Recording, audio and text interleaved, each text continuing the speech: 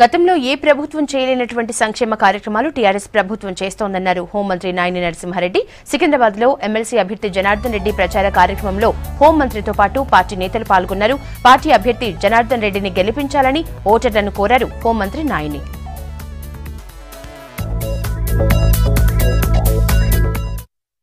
చాలా ప్రాముఖ్యత ఇది మన ముఖ్యమంత్రి గారికి గిఫ్ట్ గా మనం ఇవ్వాలి గెలిపించని చెప్పాను మీ అందరితో. నేను